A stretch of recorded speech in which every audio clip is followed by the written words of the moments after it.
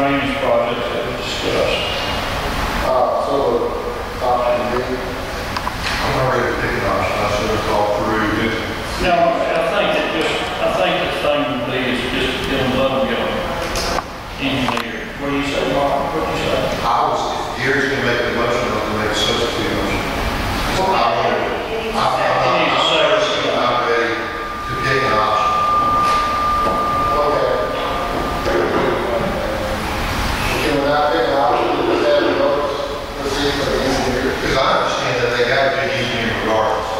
Yeah, that doesn't do all. Projects have to be engineered, whatever option we do. So is it just authorize engineering on drainage projects? Do that. Commission and. Not the, Any commission will have rules checks. Is that your motion? Yes, sir. Yes, ma'am. okay, we have a second. Second. All in favor? Opposed? Motion carries. Budget amendment, BAWA grant. Yeah, we're going to issue some money in the line item, but So, Do you have a second?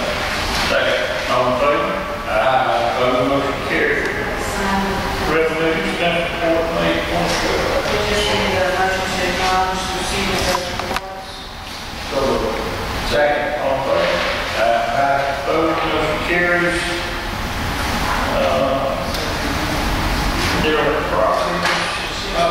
I received a phone call from a woman who said, why are we letting the property overgrow?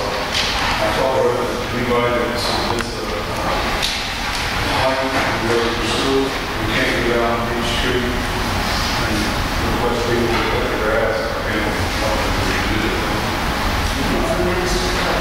Well, I think we have to take consideration, the last 2 days we haven't had much rain for a while, but rain on every day, so I'm sure it's difficult to cut grass, but, you know, I'll say it continues.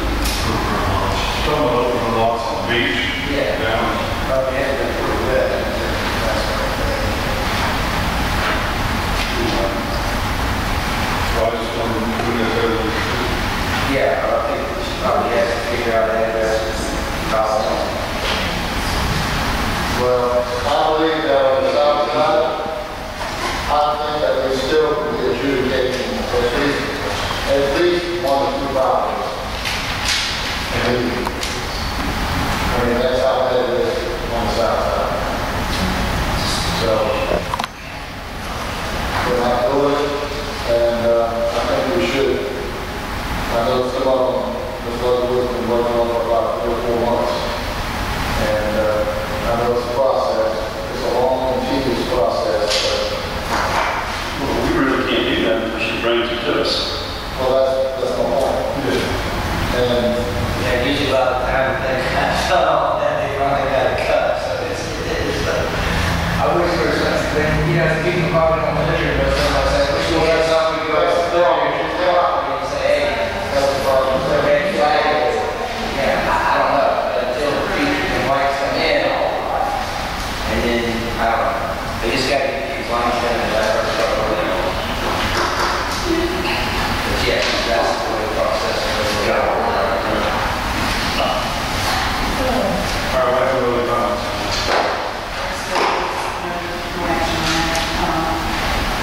Let's finish it. Possibly, we're not scared of that to do that, and the way things will be in these days. So we'll put that on the next agenda. You go back in. Yeah, Becky and I will talk about some new stuff. I've got something on the send right in the next day to get everybody to look at, and we'll talk about it when we got to get back. Okay. All right. Are y'all prepared to think that? Who do you not like? Who we really like? Who you really mad at? Who put them on that commission? Is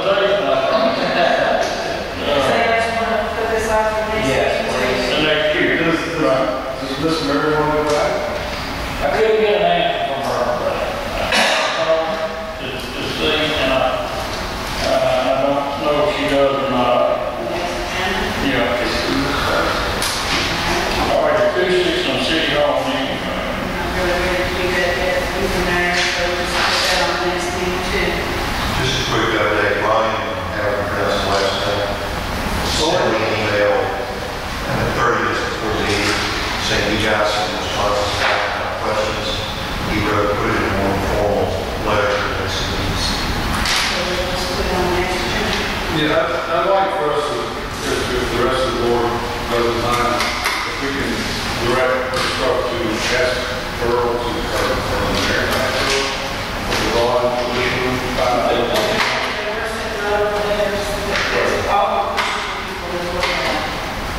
controls are for these speakers, really? It's the city hall. Okay, new business, the standard contract, liquidated damages, Alderman Poncho. I just want to, I put some information regarding the contracts that we previously had on the books right now. And I guess we're kind of spread this up a little bit with the town agreement. I understand the liquidated damages on these contracts are mainly up to the discretion of the engineer, which rightfully so it should be. But again, what I'd like for these contractors to understand is that when they come in our city, that they understand that they have X amount of days to fulfill a contract, excluding Mother Nature or anything else that would happen. The point is, if everything goes according to plan, they should feel comfortable knowing that they're going to finish a job, a contract in X amount of days. The town meeting being 497 days overdue, to me is unacceptable, and I'm sure the board feels the same way. That's a long time. So I just feel that if there's any process that we can do through Mr. Simpson and Mr. Ball, I mean, we're not engineers up here, but we're looking out for the city to make sure that nobody just comes in here and not show up for work. One excuse after another, it's a beautiful day. I mean, we can't have that. We've got to make sure these guys stay at work. Finish the job. So what I'm just asking for is either, if we can't, if it's not advisable to do it in an ordinance form, at least make sure that we have some substantial penalties. And I saw on the last contract we had was $500 a day, which I think when someone looks at that contract, a contractor will say, okay, they mean business. If it's a legitimate excuse, well, then that's fine. But if it's something that's just, well, I can't get it to come out to work, that's not the city's problem. Are we keeping up with the crews that come in and work that leave us, that don't do a good job? And do the contractors that they do? You have a list of those? We don't, that's, you do your general contract. Right. They do the crew. Just that they, You don't pay, you don't pay. If we know that this is a group that uses these people that don't see the finished contracts on time. We don't know that. That's the point. We don't know what the contract is going to have. I think it's two different questions, though. I think to answer your question, yeah, if Dave or Daryl background checks based on bid tabulation, well, bidder, he has a history of being late or lawsuits, then they'll recommend that we not go with that guy. We may have to go against bidder. Which all kind of do that on occasion. Unless Conceivably. Conceivably.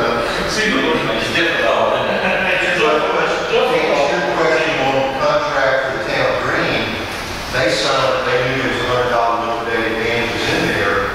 I think whatever's left payable on that contract, on advice of our attorney, less days for rain delays and those kind of things, we withhold that from their contract. Now, is that 43,000 really worth 400 something days that we would delay? Probably not, at least. It's not worth it to me. I've had too much bigger with this. I've had to You still, we need you your legal still double do, now. you still do that monthly.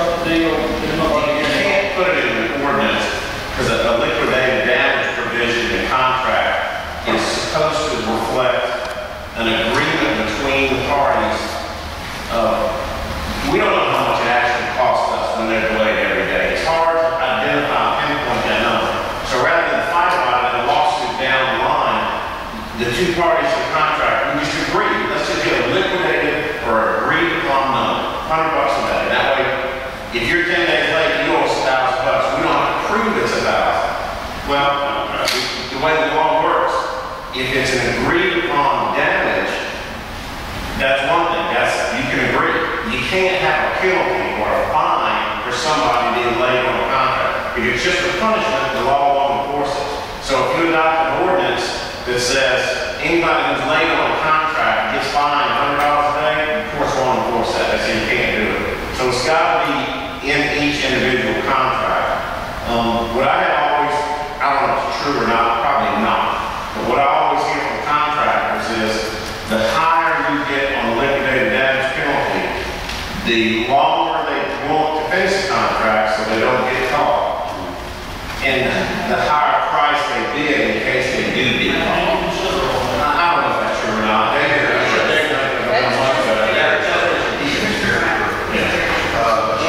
One thing that you got to disagree on, you can't agree with that number with contractor after award.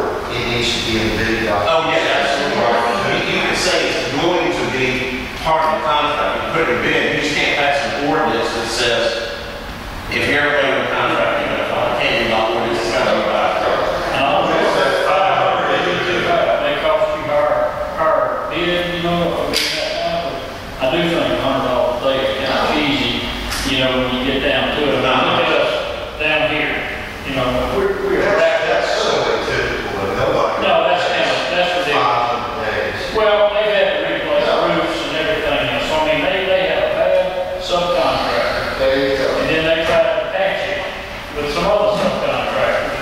And so here we've stretched another year to this There's a project. problem in trying to enforce that full 490-something days liquidated damages is we have used that facility on several occasions, and the definition of substantial completion is when you can use the building. Now, we've used it maybe not to the fullest, so I would suspect that guy would challenge us really wanting to keep that full $43,000. And how much is he willing to pay his attorney to fight our attorney to go through that mess? I'll tell you the way I feel about what you just brought up. He can gear up because we're going to fight him. Because he